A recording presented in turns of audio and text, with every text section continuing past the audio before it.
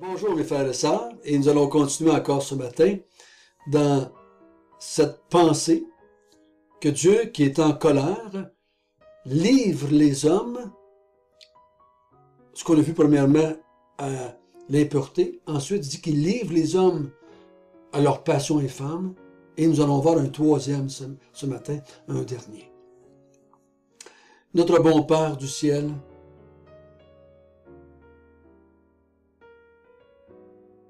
tu as eu raison de faire ce que tu as fait. Tu as été juste dans ce que tu as fait.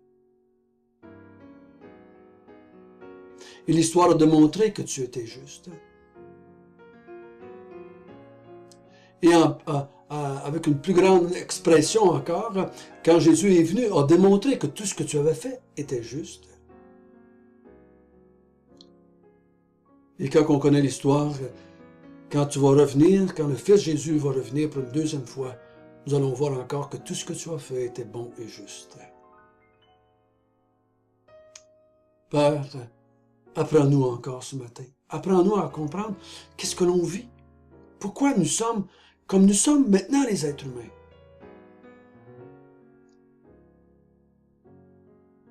Pourquoi le monde est-il comme il l'est présentement? Au nom de Jésus, Amen. L'évangile que Paul veut parler avec les Romains, cet évangile de Dieu comporte une partie sombre, si je peux dire ainsi, qui est le besoin de l'évangile. Pourquoi est-ce que j'ai besoin de dire que Dieu vient délivrer les gens? Pourquoi Jésus avait-il besoin de dire qu'il vient délivrer les captifs, ceux qui sont en prison? Pourquoi Jésus dit-il qu'il vient délivrer de la mort? C'est parce que Dieu avait livré les gens à la mort. Et pourquoi Dieu l'a fait ainsi? Parce qu'on a vu jusqu'à date des choses. Il dit l'homme, ne s'ayant pas soucié de connaître Dieu, au lieu de rendre grâce à Dieu, au lieu d'adorer Dieu, au lieu de connaître Dieu, l'être humain s'est détourné de la révélation que Dieu avait faite de lui-même. Et c'est dans sa folie, il s'est mis à faire des dieux avec des reptiles, avec des quadrupèdes, avec des hommes et des femmes. L'homme s'est détourné de son Créateur et s'est tourné vers la créature pour l'adorer et le servir. Ou, je devrais dire, pour se faire servir par ces faux dieux-là. On a vu hier qu'ils ont changé la vérité de Dieu en mensonge. Ce que Dieu avait déclaré mal, ils l'ont déclaré bien. Ce que Dieu avait déclaré vérité, ils disent que c'est mensonge. Et Dieu les a livrés à l'impureté. Et en faisant cela, ils ont déshonoré leur corps. Ils déshonorent leur corps, pas dans le sens qu'ils font des choses avec le corps qui est juste des actions mauvaises, qu'on appellerait, ou des actions contre nature, mais ils déshonorent dans le sens qu'ils avaient été créés pour dominer sur le monde. Maintenant, au lieu de faire cela, ils mettent des hommes, des femmes, des quadrupèdes, et ils les servent et les adorent. L'être humain devait être au-dessus de la création et gérer ou dominer, c'est ce qu'il avait dit dans Genèse. Mais au lieu de ça, il met la création au-dessus de lui et il fait des choses pour des faux dieux afin que ces faux dieux-là les bénissent. Dieu appelle ça de la folie. La folie. Ils ont déshonoré leur corps ou leur raison d'être. Ensuite, il dit, Dieu les a livrés à leur passion infâme et ils sont allés contre nature. Ils ont utilisé leur corps, leur être contre nature. Au lieu d'être homme avec femme et de procréer comme Dieu avait demandé, parce qu'il avait dit, allez et remplissez la terre, l'être humain se détourne de ce commandement-là de Dieu, ne veut pas ce que Dieu veut, et les femmes se mettent avec des femmes, et les hommes se mettent avec des hommes. C'est pas tous les hommes, c'est pas toutes les femmes. C'est pour montrer à quel point l'être humain s'est égaré loin de Dieu. À quel point l'être humain est faussé dans son jugement, au point de dire qu'il est correct, qu'il est naturel, qu'il est bien d'aller jusqu'à cette extrême contre nature. Et ce matin, nous allons aller un peu plus loin. Une troisième fois, Dieu va livrer les hommes à la folie. Et on va lire à partir du verset 28.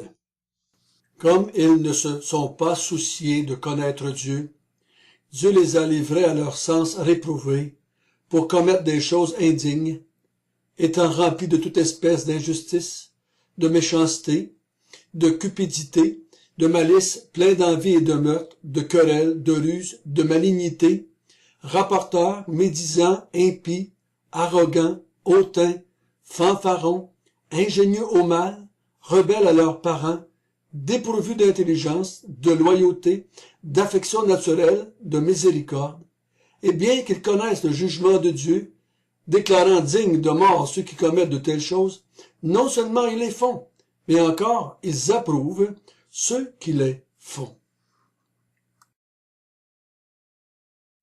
Encore une fois ici, Dieu donne la raison pourquoi il va livrer. C'est qu'il dit au verset 28, comme ils ne se sont pas souciés de connaître Dieu. C'est pas juste une connaissance intellectuelle ici. Oui, il y a une connaissance intellectuelle, parce que dans une relation, on apprend à connaître l'autre, mais cette connaissance que j'ai de l'autre va m'emmener à agir envers l'autre selon la connaissance que j'ai. Si je me soucie de connaître, d'entrer en relation avec Dieu, je vais le connaître et la connaissance que je vais avoir de lui va m'emmener à agir envers lui selon la connaissance que j'ai. Mais il dit, tu t'es pas soucié d'entrer en relation avec moi et me connaître. Et quand tu me connais, parce que je me suis révélé à toi de certains moyens, tu vas contre la connaissance de moi, contre la vérité. Je me suis révélé à toi, dans le paradis, dans la création, mais tu m'as rejeté, tu n'as pas agi envers moi selon la connaissance, tu as fait le contraire. Tu es allé contre ce que tu connaissais de moi. Tu t'es pas soucié de me connaître et d'agir en conséquence de ce que je m'étais révélé. Je me souviens un jour, je parlais avec un homme qui était dans un mouvement où est-ce qu'on les encourageait à prier Dieu pour les aider à sortir de leurs difficultés. Et là, en parlant avec cet homme-là, mais j'ai dit, le Dieu que tu as n'est pas le Dieu que j'ai vu dans la Bible. Et il m'a dit, chacun a son Dieu. Chacun se fait un Dieu selon ses propres compréhensions. Chacun a son Dieu. Donc, je veux pas que tu me parles de Dieu parce que moi j'ai le mien, puis toi tu as le tien, puis c'est correct. Et moi, je lui avais répondu, il dit, j'espère que le Dieu que tu t'es fait comme image dans ta tête, le Dieu que tu pries, j'espère que c'est le Dieu qui a créé le monde, parce que c'est lui qui va te juger. J'espère que tu as le bon Dieu, la bonne personne de Dieu. J'espère que tu le connais bien. Parce que là, j'ai l'impression que tu adores le Dieu que tu t'es inventé. Tu refuses d'accepter ce qu'il a dit de lui-même et tu t'en es forgé un autre, pas en bois, pas en métal, mais dans ta tête, dans ton cœur, dans ton esprit. Dieu dit, parce que tu as fait cela, parce que tu t'es pas soucié de me connaître, Dieu les a livrés à leur sens réprouvé. Leur sens, le mot réprouvé veut dire désapprouvé, qui passe pas le test, qui est faussé. Leur sens hein, les sens de l'être humain, sa capacité de comprendre, de connaître, de ressentir, est faussée. Ça fonctionne mal. Et quand mes yeux fonctionnent mal, je ne perçois pas la réalité. Quand mes oreilles fonctionnent mal, j'entends pas la réalité. Ou l'entends mal. Quand il y a quelque chose qui marche pas au niveau de mon goût, mais je goûte pas bien les aliments que je mange ou que je bois. Dieu les a livrés à leur sens réprouvé. Maintenant que tu t'es pas soucié de connaître moi, de me connaître, je te livre à cela. Tu vas être dans cet état-là. Et tu vas fonctionner avec tes sens réprouvés. Et là, tu vas faire des choses indignes. Des choses qui sont pas dignes de toi. Qui sont pas dignes de l'être humain.